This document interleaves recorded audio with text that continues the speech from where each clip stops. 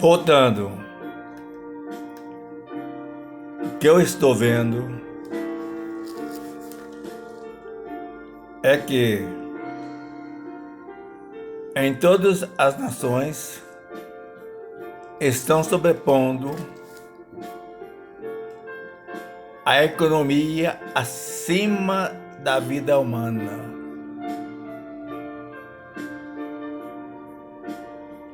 Haja visto que há epidemiologista e infectologista dizendo que há uma segunda onda nas cidades onde estava mantendo o pico ascendente desacelerado. Mas um expert epidemiologista e infectologista disse que não há segunda onda, e sim, na cidade onde houve a quarentena, que é o único remédio que se possa no momento combater a propagação da pandemia do coronavírus. Quando essas cidades viram que o contágio houve um decréscimo, na ânsia de alavancar uma economia, sobrepôs a economia acima da vida humana, relaxando a quarentena. E este epidemiologista disse: o que houve não foi uma segunda onda, mas um engordamento do primeiro pico. Quando o pico estava sendo decrescente, estava sendo achatado, com o relaxamento, houve uma maior propagação do contágio. Amigos, eu pergunto a vocês, no país onde haja o relaxamento da pandemia e o comércio e todos os meios de produções abrem para que se possa alavancar um PIB que está em decadência,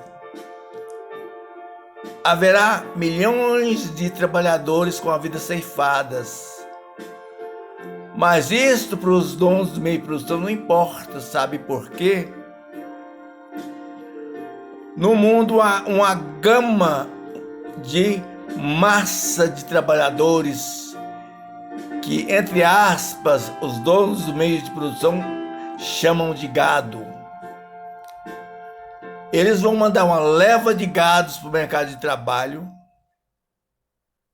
Assim que esses gados se contagiam com o coronavírus e venha a óbito, ou que passa a ser agentes assintomáticos e vá para suas casas nos bairros periféricos das cidades e transmitem para seus familiares e para a comunidade, esses donos do meio de produção vão fazer o quê? Colocar uma nova leva de massa de trabalhadores, chamados de gados, para produzirem. Estas passeatas que estão havendo no Brasil, incitada pelas pequenas manifestações em Brasília em prol da ditadura e de Bolsonaro no poder, cujo Bolsonaro, como um mau exemplo de um chefe de executivo que não está à altura do cargo, demonstrando a incoerência de não usar máscara, e postam nas suas redes sociais essas pequenas manifestações em Brasília, está tirando em todo o Brasil aqueles psicopatas, aqueles genocidas homofóbicos dos armários que estão saindo para as avenidas, e pessoas que forem contrário às ideologias dessa massa estão sendo espancados, esfolados vivos nas vias públicas. Em São Paulo, eu vi na Avenida Paulista, de um lado, uma passeata de pró-ditadura, de pró-AI-5 com o Bolsonaro no poder. Do outro lado, eu vi uma manifestação em prol da democracia. O que me espantou foi que a PM, que estava no meio da avenida, se dirigiram-se para os que estavam apoiando a pró-democracia e mandaram eles colocar as mãos na cabeça e fizeram um baculejo. A PM, se não me engano, é um agente público pago pelos nossos impostos. A única diferença do PM com o servidor público civil é que ele é militar e tem que obedecer uma hierarquia militar e não pode fazer greve. Agora, uma força militar, não só do estado de São Paulo, bem em todo o Brasil, com os ideais contra a democracia, isso é um ato de motim, a meu ver. Eu estudei na época da ditadura, eu cantava o hino nacional. Eu pensava que as Forças Armadas eram instituições lícitas, verídicas e sem comprometimento com a política, em defesa da nação de agentes internos e externos contra o patrimônio nacional. E vejo o Mourão dizendo que o Amazonas não pertence ao Brasil.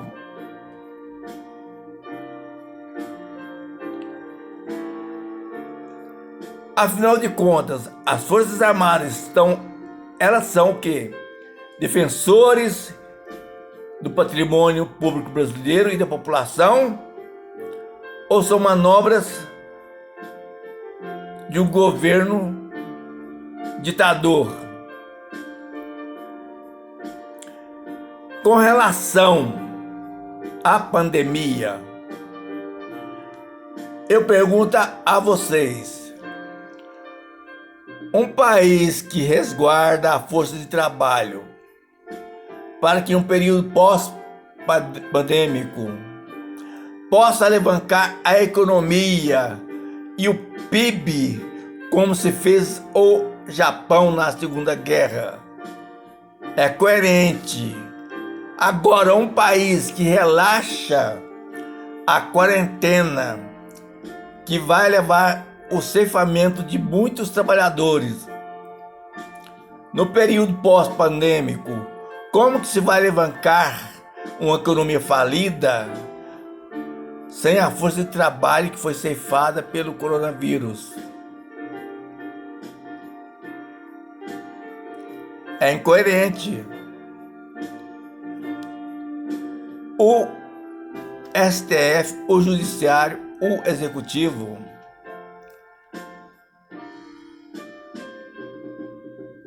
inclusive o Bolsonaro diz que ele é a própria Constituição em pessoa. Um ato de ditador. A Carta Magna, escrita em papel timbrado com marca d'água, ela sobrepõe ao STF, ela sobrepõe ao poder executivo e legislativo.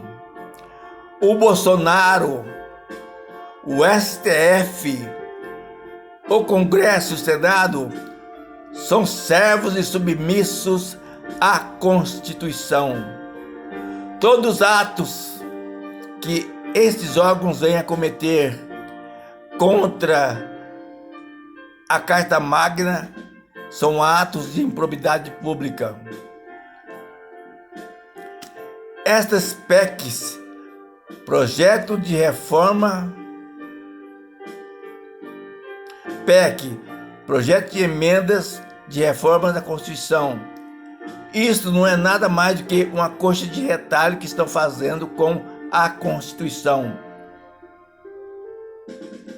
No momento pandêmico,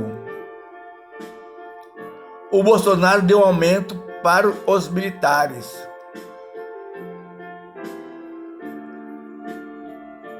A dama da justiça, que carrega em suas mãos uma balança e com os olhos vendados, na realidade,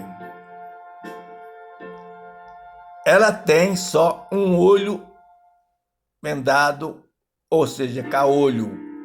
Esse olho caolho enxergam a classe dominante. O olho sem o tapa-olho, o olho que está descoberto, enxergam os menos favorecidos. Um ladrão de galinha fica 6, 7 anos na cadeia. Corruptos que roubam milhões dos cofres públicos permanecem nas suas casas como toneleiras. Há 2 artigos, um para um criminoso sem condições financeiras e um para aquele criminoso de condições financeiras da elite. O primeiro, que refere aos menos favorecidos, diz: este elemento não tem residência física, não tem trabalho e oferece perigo para a sociedade. O outro elemento, criminoso, mas como é da classe dominante, tem residência física, trabalho e não oferece perigo para a sociedade. A lei no Brasil, ela funciona da seguinte maneira: aquele que tem poder aquisitivo é aquele que vai ser beneficiado pela lei. Aquele que não tem poder aquisitivo, infelizmente, meu amigo, vai ver o sol nascer quadrado. Com relação às igrejas querendo que o Bolsonaro coloca como serviço essencial, veja bem, orar, você ora na tua casa, onde 2 pessoas estão orando, Jesus disse: eu estarei. Mas um pseudo-apóstolo, porque apóstolo para mim foram os 12 discípulos de Jesus que, após a partida de Jesus para o mundo espiritual, se tornaram apóstolos. Mas surgiu da cinza, há mais de 2000 anos, um apóstolo chamado tal de Valdomiro. E ele diz que faz chover fogo. Ele diz que faz chover fogo. E atualmente diz que tua igreja está falindo por falta de dízimo. Se ele faz chover fogo, por que ele não faz chover, em vez de real, faz chover dólar, euro? Outra coisa, uma igreja que tem CNPJ isento de fisco, como que as ofertas, os dízimos entram nessas igrejas e saem. E esses líderes religiosos, como Valdomiro, que tem 6 jatinhos, aviões jatinhos no hangar. O seu Edir Macedo tem um AP em Miami, onde o elevador leva o carro dele até o apartamento dele. O R. Soares tem várias mansões. Eu pergunto, como que esse dinheiro, dízimo, ofertas, saem da igreja e eles possam comprar esses imóveis? Outra coisa, como que o Bispo Macedo, com os dízimos da igreja e as ofertas, comprou uma rede de TV? Há uma rede desde o Bispo Macedo, desde baixo até no altos escalões, que estão comprometidos com estas falcatruas. Valdomiro, você não faz chover fogo? Faz chover dólar, faz chover euro. Seu hipócrita, falso profeta, a tua vida aqui na terra é curta, mas o seu lugar após a morte será eterno no sofrimento, você como os outros falsos profetas.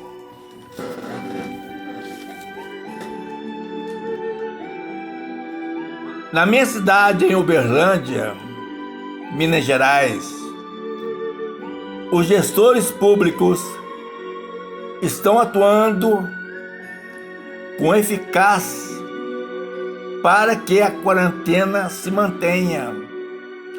Mas há um paradoxo. De um lado, os empresários querendo relaxar a quarentena e enviar a manada de gados para o abate no arado dos meios de produção, está pressionando os gestores municipais. Por outro lado, há partidos políticos que, em vez de propor propostas benéficas à sociedade, está culpando os gestores municipais de Uberlândia de serem o agente culpado pelo alto contágio de Uberlândia, que hoje é a primeira cidade de Minas Gerais em contágio de coronavírus. Eu não tenho partido, mas como estou sendo conselheiro distrital sanitário sul da cidade de Uberlândia, defensor popular, eu fiz um concurso, fiz seminários com a OAB de Uberlândia, OAB do Estado de Minas, OAB do Brasil, com a Defensoria de Uberlândia, a Defensoria Pública de Minas e a Defensoria Pública de Brasília. Eu tenho o diploma e tenho um respaldo como defensor popular. E, no momento, eu sou um agente sanitário em defesa da vida. Eu estou indo nos supermercados, observando os empregados, os usuários. Haja visto que me deparei com pessoas com a máscara abaixo do nariz, tantos usuários como também funcionários, e me reportei ao gerente que colocasse uma pessoa para orientar dentro dos supermercados essas pessoas. Outra coisa que me deparei hoje, no terminal Santa Luzia, em Uberlândia, na linha 339 Laranjeira. 3 pessoas entraram sem máscara. Me reportei ao fiscal que estava na casinha. O que ele me disse: senhor, eu não posso fazer nada porque há vários motoristas que estão presos porque proibiram as pessoas de entrarem sem máscaras.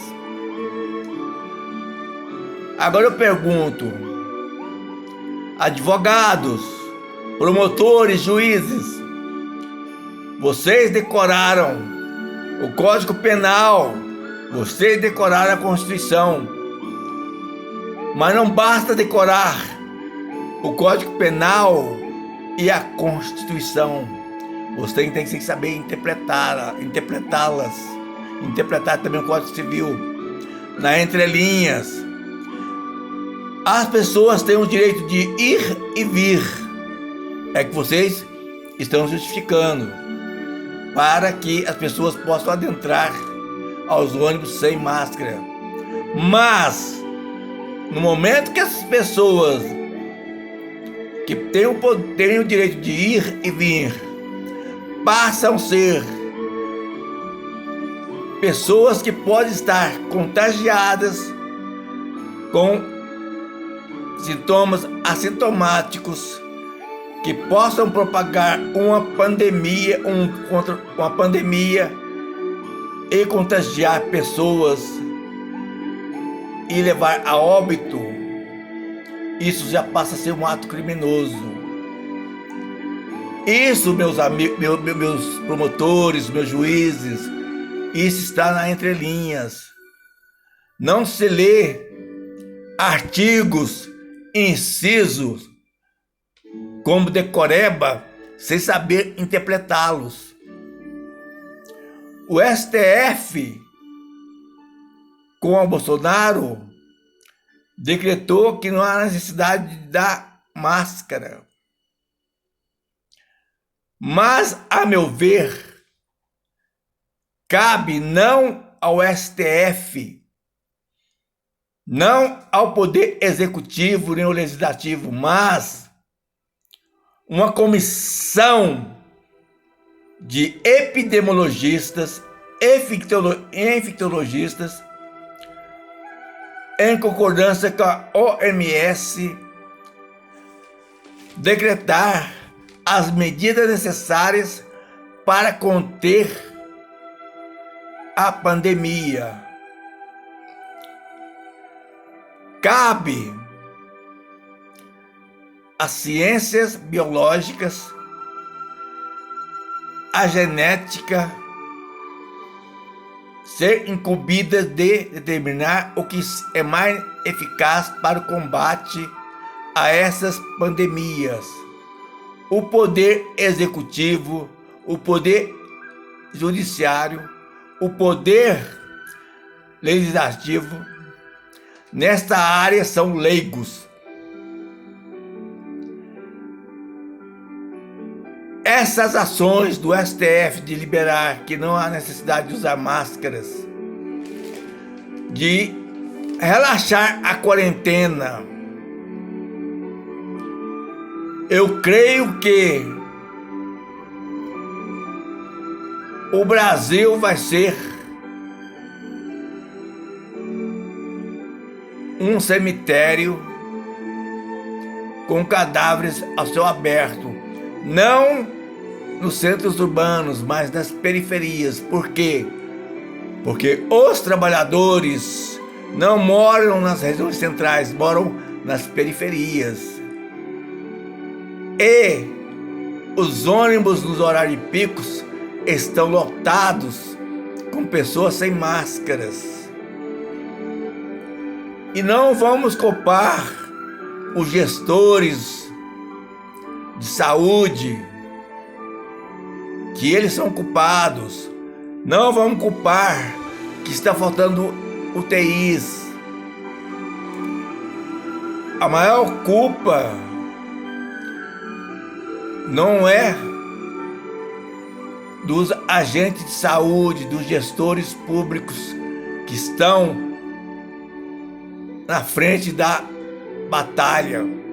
Há vários médicos, enfermeiros, técnicos que já foram acometidos e falecidos pelo coronavírus. Mas a maior culpabilidade está vindo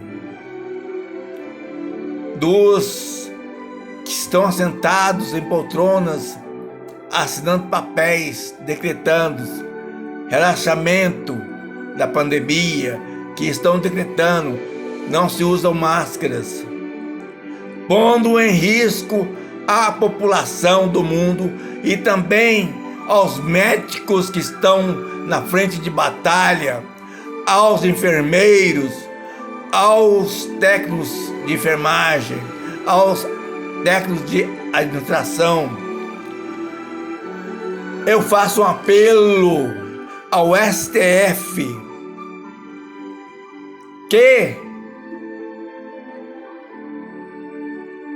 colocam medidas que não aceitem o relaxamento da quarentena, porque vocês estão colocando vidas a ser ceifadas pelo coronavírus. Um país onde, repito, há quarentena, resguardando a população trabalhadora, que é a força de trabalho que move os meios de produção desses morcegos que sugam o suor do trabalhador. Essa gama de trabalhadores que vão estar em quarentena, no período após a pandemia, vão alavancar uma economia falida, mas vice-versa, uma população de trabalhadores com a vida ceifadas após o período pandêmico, não tem como alavancar uma economia falida. Então, sua Suprema Corte em Brasília, seus advogados, seus administradores de municípios, não pensem que relaxando a pandemia vai resolver problema. A dengue, a zika, que é acometida pelo mosquito, não tem controle.